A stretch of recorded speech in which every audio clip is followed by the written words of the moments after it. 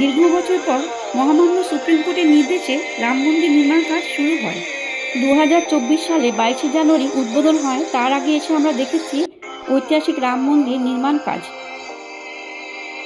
এখন আমি কলকাতা স্টেশন থেকে 11:45 জম্মু তাওয়াই এক্সপ্রেস ট্রেনে করে ঐতিহাসিক অযোধ্যাতে যাচ্ছি। এই ভিডিওতে দেখতে পাবেন যে আমরা যখন গিয়েছিলাম তখন কি ছিল আর এখন কি হয়েছে। হনুমানগড় আর যমুনা নদী সন্ধ্যারতিও থাকবে। ইতিহাস রচিত হচ্ছিল আমাদের চোখের সামনে। সে এক আলাদা অনুভূতি আপনাদের সঙ্গে শেয়ার করলাম। আমি গিয়েছিলাম আগস্টে 2023-এ। তখনও মন্দির সম্পূর্ণ হয়নি, কিন্তু সেই জায়গার পবিত্রতা আর আবেগ ছিল অসাধারণ।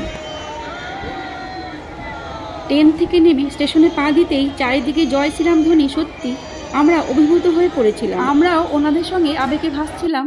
আমরা দুদিনের জন্য অযোধ্যা গেস্ট হাউসে এসে উঠেছি। সব দিক থেকে খুবই ভালো। বিশাল এলাকা জুড়ে এই মন্দির। বিড়ালা মন্দিরের ভেতরে ক্যামেরা নিষেধ। এখানে এসে বুক করতে হয়, অনলাইনে বুক হয় না। এখন আমরা রেডি হয়ে মন্দিরে যাচ্ছি। এই অফিস ঘর। বিড়ালা গেস্ট হাউসে নিজেদের রেস্টুরেন্ট আছে, সব রকম খাবার পাওয়া যায়। গেস্ট হাউসের রুমের ডিটেলস ভিডিও আমার চ্যানেলে থাকবে। উদ্ভাবনের 5 মাস আগে আমরা এসেছিলাম, তখন কিছুই হয়নি। এত তাড়াতাড়ি দ্রুততার সঙ্গে কাজ করা হয়েছে দেখেও আমরা অবাক হয়েছিলাম। হনুমানগড়ি, এই সেই হনুমানগড়ি, এই দর্শন করে এখন রাম জন্মভূমি দর্শনে যাচ্ছি আমরা। ভিড়, প্রচণ্ড ভিড়। জয় শ্রীরাম।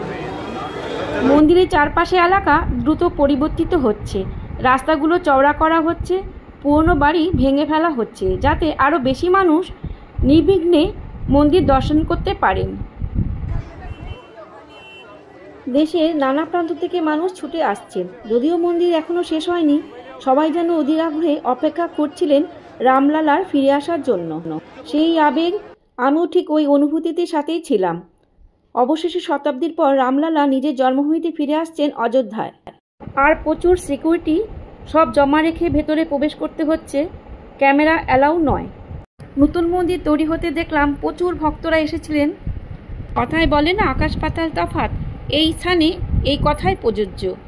এখন আমরা যেটা দেখছি আর পরে যেটা দেখবার মতো। এখন আমরা টোটো করে বিকেলবেলা সরজ নদীতে যাচ্ছি।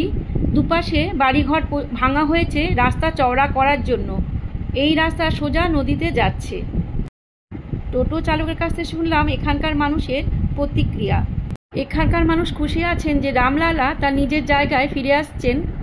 এখানকার বাড়িঘরগুলো দেখছিলাম খুবই পুরনো। এই সময়ও দলে দলে রাম ভক্তরা আসছেন। আমরা এখন এমন জায়গায় এসেছি, এখানেই মেন নদী থেকে একটি শাখা নদী তৈরি করা হয়েছে। এই শাখা নদীর দুপাশে বাঁধানো পারে দেওয়ালির সময় হাজার হাজার প্রদীপ জ্বালানো হয়। সেই দৃশ্য আমরা অনেকেই দেখেছি। এখন আমি দুপাশটা আপনাদের ঘুরিয়ে দেখাচ্ছি। এখানকার স্থানীয় লোকেরা এই নদীতে স্নান করে, বাচ্চারা খেলা করছে, খুবই সুন্দর। এখানে একটি বিখ্যাত শিব মন্দির আছে, সেখানে লব কুশ বানিয়েছিলেন। আমরা সেই শিব মন্দিরে জল ঢেলেছিলাম। সকালে এখানে প্রচুর মানুষ স্নান করেন। আমরা এখন সরজু নদীতে সন্ধ্যা আরতি দেখতে যাব। এখন পাশ দিয়ে যাচ্ছি। এখন সন্ধ্যা আরতি হচ্ছে। চারিপাশটা একটু মেঘলা আর প্রচুর হাওয়াও দিচ্ছে। এখানে এসে জানতে পারলাম যে রাবণকে বধ করার পর শ্রীরামচন্দ্র এই সরজু নদীতে এসে স্নান করেছিলেন। তাই সকলে অযোধ্যা এলে প্রথমে এই নদীতে স্নান করেন। আমরাও কাল সকালে স্নান করব। এখন প্রদীপ কিনে ওনাদের সঙ্গে জলে ভাসালাম। সরজু নদীর সন্ধ্যা আরতি অপূর্ব লাগছিল, অসাধারণ লাগছিল দেখতে।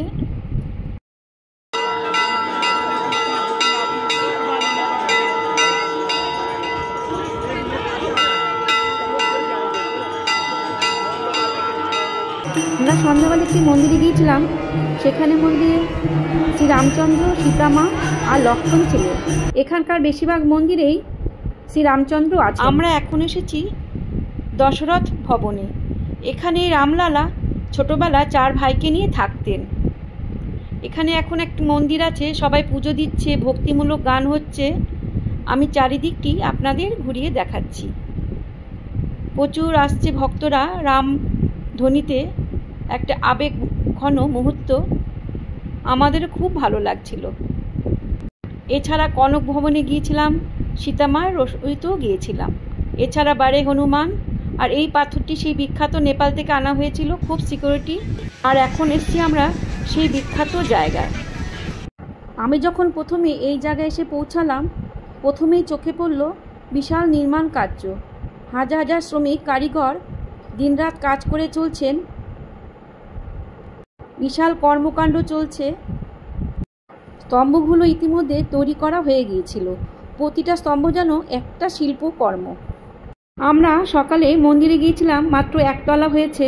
এত বড় কর্মকাণ্ড কী করে জানুয়ারি মাসে হবে আমরা সেই ভেবে অবাক হচ্ছিলাম। সময় মতন হয়েও গিয়েছিল এবং উদ্বোধনও হয়েছে। ভারতীয় ঐতিহ্য ফুটে উঠেছে প্রতিটি খোদাইয়ে। আমি অভিভূত হয়ে দেখছিলাম এত সুন্দর কাজ, ভারতীয় সংস্কৃতির গর্ব। উদ্বোধনের 5 মাস আগে দেখছি ঐতিহাসিক রাম মন্দির নির্মাণ কার্য আর প্রস্তুতি। প্রচুর স্তরে স্তরে রাখা শিল্পকর্ম। সকালে মন্দির দর্শনে গিয়েছিলাম, সেখানে গিয়ে দেখলাম মাত্র একতলা হয়েছে। তারপর আমি দেখলাম একটা বিশাল ঘণ্টা, যেটা প্রধান মন্দিরে বসানো হবে। জীবনে এত বড় ঘণ্টা আমি কখনো দেখিনি। মনে হচ্ছিল সেই ঘণ্টার শব্দ গোটা অযোধ্যা জুড়ে প্রতিধ্বনি দেবে। দুপুরে অপূর্ব স্বাদে নিরামিষ খাবার খেয়ে টোটো করে আমরা মুক্তাঘাটে এসেছি। রাম মন্দির থেকে কিছুটা দূরে এই মুক্তাঘাট। এই মুক্তাঘাটে প্রচুর ভক্তরা আসেন, স্নান করেন। এখানে নদী বিশাল চওড়া, বিশাল জলরাশি, জলের স্রোত প্রচুর। স্থানীয় ছেলেরা জলে দাবাদাবি করছে, স্রোতের সঙ্গে খেলছে। এখন বিকেল, প্রচুর হাওয়া দিচ্ছিল। আমার দিদি ভুট্টো আর কিছু খাবার নিয়ে এলো, আমরা দুই বোনে বসে সেই আনন্দ নিচ্ছিলাম। এখানে এসে স্থানীয় লোকদের কাছ থেকে জানতে পারলাম, আর টোটো চালকের কাছেও শুনলাম, কেন এই ঘাটের নাম মুক্তা ঘাট। বিষ্ণুর অবতার নেন, ওনাদের তো আর মৃত্যু হয় না। লক্ষ্মণ ও শ্রীরামচন্দ্র ভগবানের দুজনেই এই সরজু নদীতে বিলীন হয়ে গিয়েছিলেন। মন্দির এখনও পুরোপুরি তৈরি হয়নি, তবু সেখানে ভগবানের উপস্থিতি অনুভব করেছি। মন্দির সম্পূর্ণভাবে উদ্বোধন হলে আমি অবশ্যই যাব রামলালাকে দর্শন করতে, তার রাজপ্রাসাদে সম্পূর্ণ মহিমায়। এই ভ্রমণ শুধু একটি ভ্রমণ নয়, ছিল আমার জীবনের অন্যতম পবিত্র অভিজ্ঞতা। কাবেরীর সাথে থাকবেন। জয় শ্রীরাম, জয় শ্রীরাম।